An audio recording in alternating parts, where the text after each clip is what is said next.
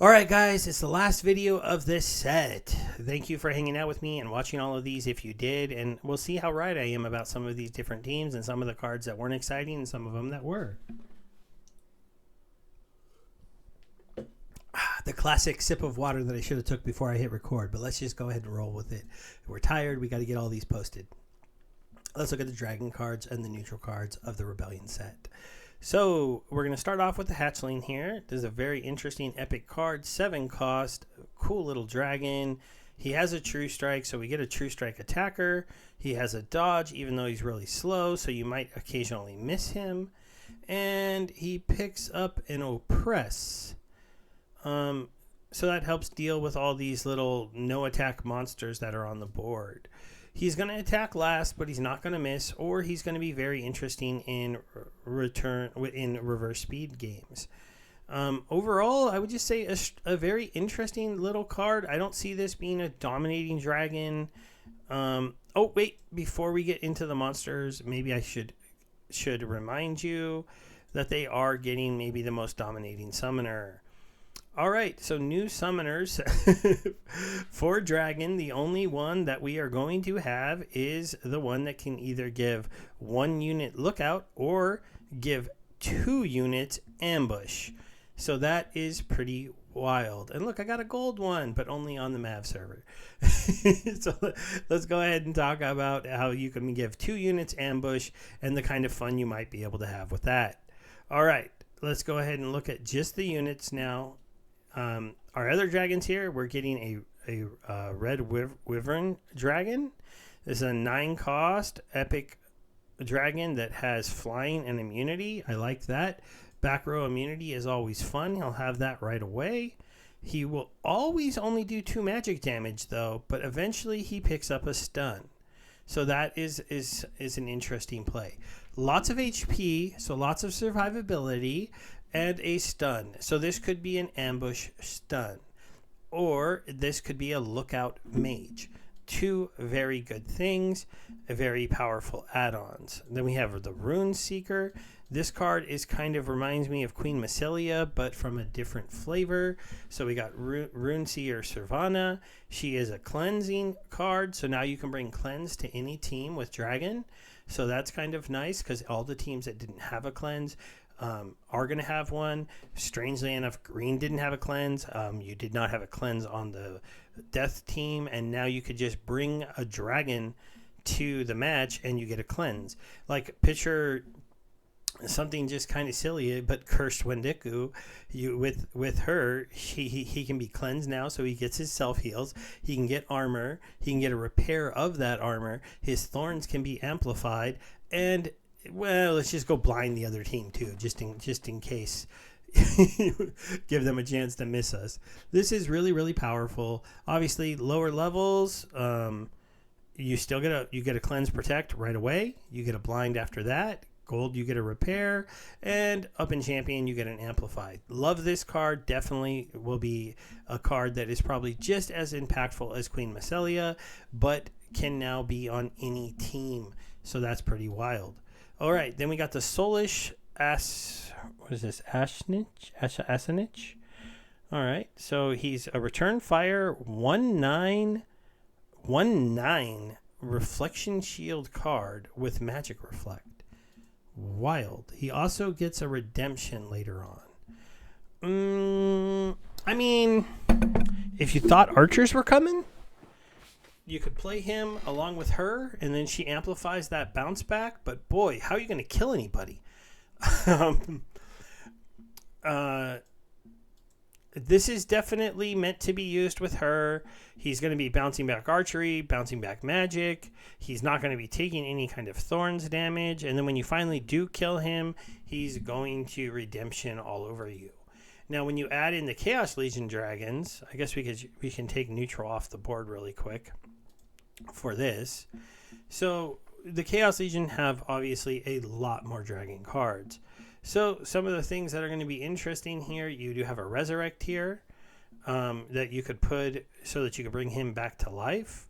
Again, you get the cleanse amplify here, so that's kind of with a protect. That's a nice little thing. You can now like have an Agor where you give him even more armor, and she has a repair for his armor right there within the team.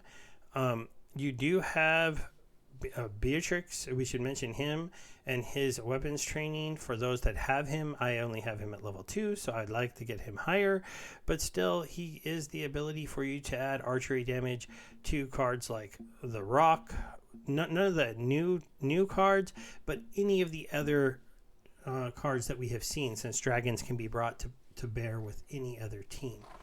So overall, I would say those would be very interesting. Now, the other thing you have to remember with the new Dragon Summoner, that means any of these cards could be ambush. Your Whelpherder could attack in the ambush phase. Your Infiltrator could attack twice in the ambush phase. Your dragon, your double striking giant killing sniper archer could attack in the ambush phase. Your Chaos Dragon could attack in the ambush phase. Let's see, is there anybody else that is just wild? No. Those are the ones that just come out as being wild. Oh, and any other card in the game. You're going to be looking at a lot of snipers, a lot of opportunity monsters, or a lot of very big, slow attackers. That's something that is, theoretically, like the Hatchling, he's kind of slow, but he can't miss. So you can give him ambush, and then he can attack in the first turn, and he will hit that tank and give him a good whack. So that's kind of an interesting play. Also, kind of an interesting one is her with ambush would mean that she could do a cleanse right away. So her protect would give a tank armor. So let's say you put her, I don't know, with some tank, like I said, with Cursed Wendeku, and you gave her ambush. If Cursed Wendeku had a rust on him that was taking away her protect armor, she could cleanse him, and then he would have that armor for the first round. There's all kinds of possibilities of what you can do with that ambush move that are even defensive sometimes, which I think some people are sleeping on. All right, let's get dragons off the board. Let's talk about the neutral cards, and first we'll go over the new ones. So Chaos Legion, go away. So we've got a full set here. This video might be a little longer because of that, but let's just get into them. All right, so right here we have, let's see, Grim Bardoon Fighter. So you got a nice 9-cost shielded tank that you can put on any team. So that's definitely an interesting play. It's a common card, so I don't expect it to be crazily good. Later on, this is common, so this is in bronze. You can have a Corrosive Ward shielded tank, so that's definitely an interesting play. You can have a Corrosive Ward shielded tank with Reflection Shield, but not until gold. And then if you play it in Champion, it gets some more life and some more damage. There's a lot of sexy tanks out there in the game. I'm not going to overlook this one as being decent and can fill a void on a lot of teams if you don't have the expensive ones. It's just I don't see it being that impactful. So now you have a double striking sniper. So this is a very interesting play. I don't love snipers at low level that only do 1 damage. I don't love any card that only does 1 damage. Could this be a General Sloan double striking sniper play? Maybe.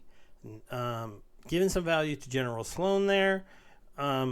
Overall, I mean, double striking archer gets sexy in Champion when he does 2 damage, dealing 4 per turn. Maybe there's a play that I don't quite understand where you would like him before that, but other than that, I don't. But he is an archer for any team, though, so I guess if you're just hoping that he's going to finish people off, that's not too bad. We got a no attack beast of a hippo.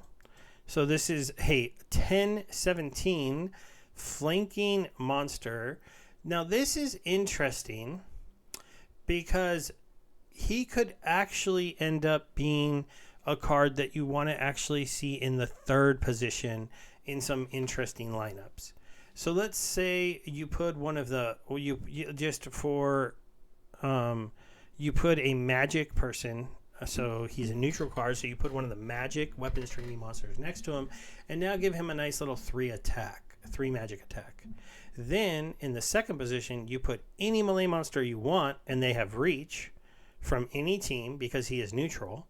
And then you put a regular tank up in the front. And so now you've got 3 beefy tanks in a row. One of them is a magic damage user. Also, in that setup, he would be your sniper target. So sniper damage would be coming into this. Either 17 health or 10 armor. Very interesting.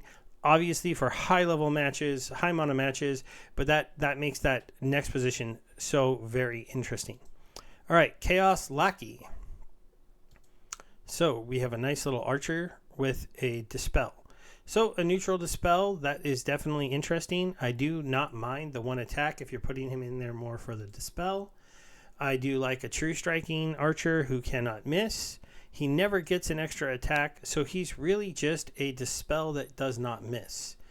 There are obviously some archers that can buff his attack damage, so you could use him with Sloan, or you could use him with the blue archer, and then you could turn him into like a 4-3, 3 attack guy with a dispel, and that does not miss. That's very interesting.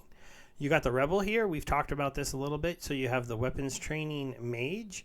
Now he picks up a phase, which is interesting. And then he picks up a camouflage. Okay, those are weird. I guess since you get them at different times.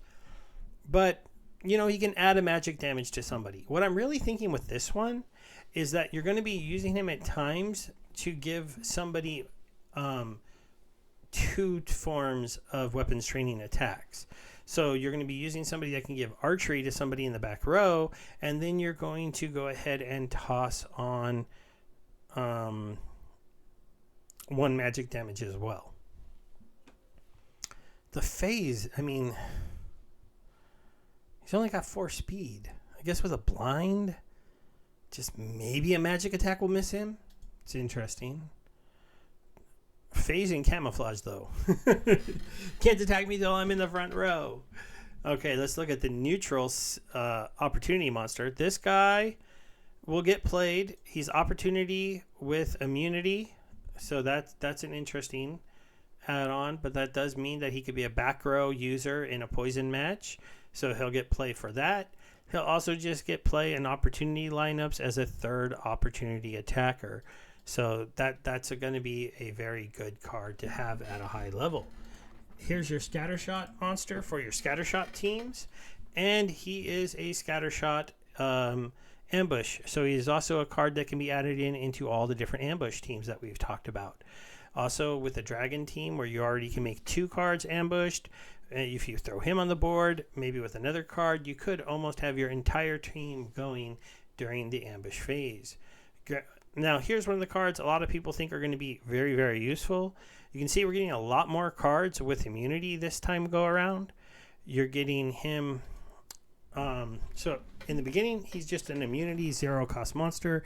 This does mean if you run one of the teams with a early heal, he can always get that heal. Then he gets a void, so magic doesn't kill him so fast. Then he gets a shield, so shield doesn't kill him so fast. Then he gets a repair, so he can repair his own armor and anyone else's. And then you just give him one of the weapons training abilities from any of the different teams, and he's either a back row kind of weird archer or mage, or a front row tank. Overall, a lot of people are thinking that Grimbrune Smith will just be kind of a meta, like he's almost he's pretty interesting. Also, with the team where you can give anybody a self-heal, you could see him picking up a self-heal. Now, obviously, he's the promo card, hence the little red dots there. And then we have Paulus. Paulus is a reach monster for any team that flies, so he will get play because of that, Earthquake mode. He's a lookout for any team, but a lookout that has to go in the reach position. So since lookout, adjacent units receive 1 less damage from attackers with sneak, snipe, and opportunity. That does mean that you're going to have to put somebody in that 3rd position that will get an advantage from this, or you might just be playing lookout for half damage during the ambush phase. It does allow every team to do that, so that is something that's kind of nice. We get a 3 cost porcupine. This is interesting. This is a little 3-3-3-5 thorns and close range. I can see this getting played. Archer teams. He's a great card for Jotun for the wild players, but that's definitely an interesting little card. I like it. I can see anytime you have a card with thorns, it can be good. Okay, Manaroth. Is this the Dr. Blight of the set, the legendary promo as we get going? Okay, so you got to look at him at low level. If you're playing down at the bottom, he's going to hit twice for pretty good numbers. He is a shielded tank that you could throw on any team.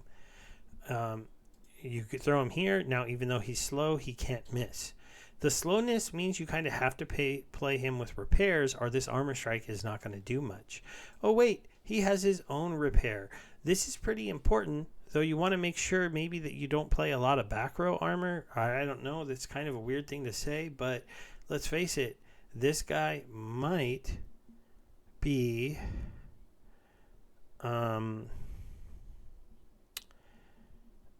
repairing himself to make sure that he can always do an armor strike. Is kind of what you want. And then he's a blast monster. In a world without Jotun, in a world where that's not going to be on the board anymore, the monsters that can do blast are going to be interesting because we know how powerful blast on everyone was. Now that you can play him on any team, that play him with a Chaos Dragon, play him with some of the other cards like the Riverboat Captain from blue, have some blast attackers and mimic that Jotun ability without Jotun actually being on the board. It's a very interesting play. And after Manaroth, we have one last card to look at, and that is the Nal Ara. I don't know how to say that. Ginnik? Okay, it's a big mage. Never has more than one attack though, so it's more of a utility card. It's a high level high level amplify for any team, with a silence, with a void, and with a stun. Eventually, I can see you having an amplify low, having that extra silence low, and having this void is just interesting. I think the stun matters more once you get them to champion. All right, guys. Hopefully, I actually get all of these videos posted. I'm going to start trying to do that now, and then we'll see how many of you enjoy and watch them. All right. Good night out there to the world, and good morning to the other side of the world. As usual, you guys are all over the place if you are players of Splinter Lands.